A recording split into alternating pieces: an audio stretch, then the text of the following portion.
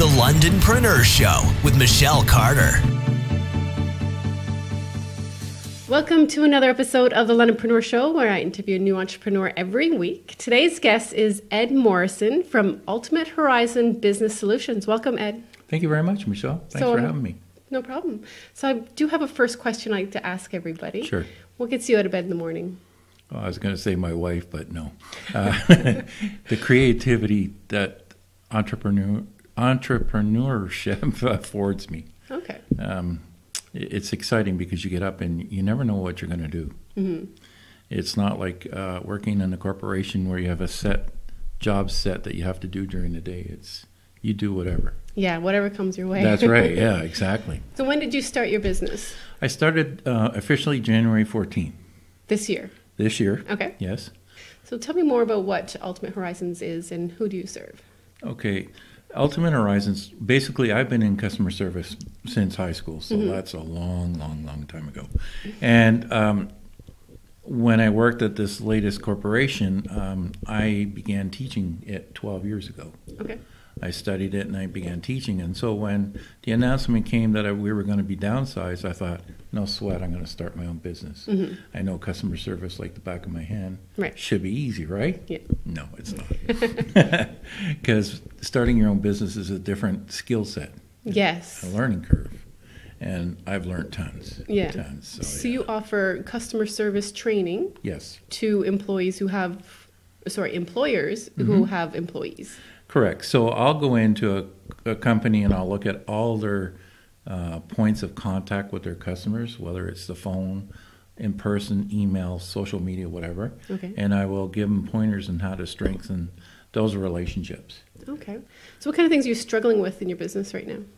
Well, the first thing I struggle with that I had to learn to deal with is isolationism. Oh. Because when I worked at this other company before, I was with, hundreds of people. Mm-hmm. I would interact every day, and then all of a sudden I'm by myself at home. Yeah. So I had to come up with strategies. I'd go to the library or a Williams pub or a Tim Hortons just to see people, because by nature I'm a people person. Okay. So that's one of the things I learned. The other thing is it takes a lot of money to start a business, right? After you paid for your website and everything, there's not a whole lot to go around. So No. you have to be really careful with your money. Mm-hmm. So those are the kind of things. And before I started, a coach told me that when you're an entrepreneur, you're an island unto yourself. Mm-hmm. And it's so true. So you can't be afraid to ask for help when you need it. That's so true, yes. Yeah. You definitely have to ask for help. And men don't like doing that. Oh. Men don't Well, like... we won't generalize. Most men. Well, okay. Most men don't like asking for help or directions. Okay. For all the wives out there. So who would be your ideal customer today if you were to get started? I've been asked that many times, what is my target market? Mm-hmm. I don't have one. Okay. My target market or my ideal customer is somebody that wants to improve their sales, by improving their customer service. The techniques I teach are not expensive techniques. The only thing you have to purchase is my workshop. I work So is this workshop available for employers or just employees? Well, both. Okay. Both, really. An employer can go to it or an employee, Okay. whichever. And what I teach in that is simple common sense steps to improving your customer service. For instance, a greeting over the phone when you call a company.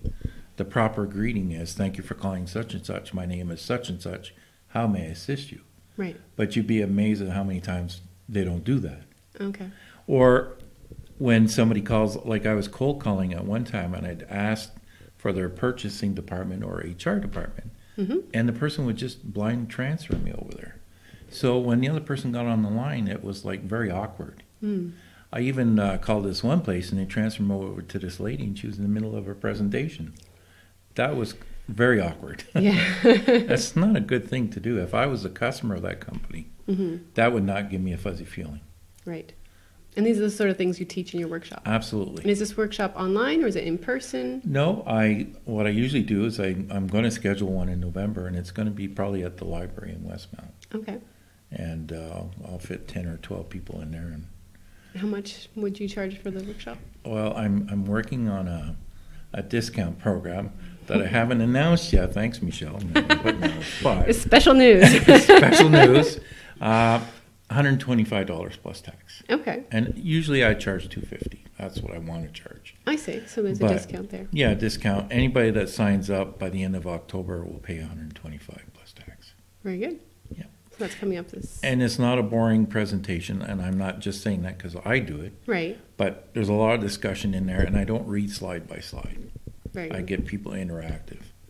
So It's a hands-on workshop. hands-on, they get a workbook and everything with it. So, Absolutely. yeah. So tell me a bit more about you, Ed, about you as a person. What kind of things are you into? What kind of hobbies do you like? Well, I'm into trains. I don't know why. Okay. I'm building layout in the basement where I live, and it's HO scale. HO scale trains? Yeah, and Nice. it's very expensive. Oh my God, it's expensive. And it's time consuming.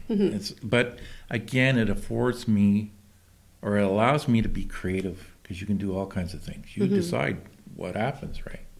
And that's what I need as a person, is to be creative. I cannot stand routine. Okay. I just can't.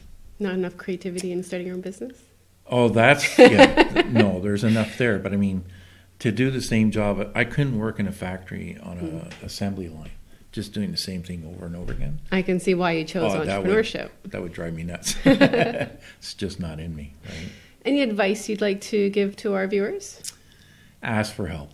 Okay. The Small Business Center, if you know any other entrepreneurs, ask them for their advice. I'm lucky enough to have one. And we call each other once a day, and we just shoot things by each other. And I really appreciate that. Absolutely. Well, thank you so much for coming on the show today. Well, thank you, Michelle. Well, thank you guys so much for watching this week's episode. Make sure to like and subscribe on iTunes and Stitcher Radio, as well as check us out at londonpreneurs.ca. Thanks again for watching, and we'll see you next week.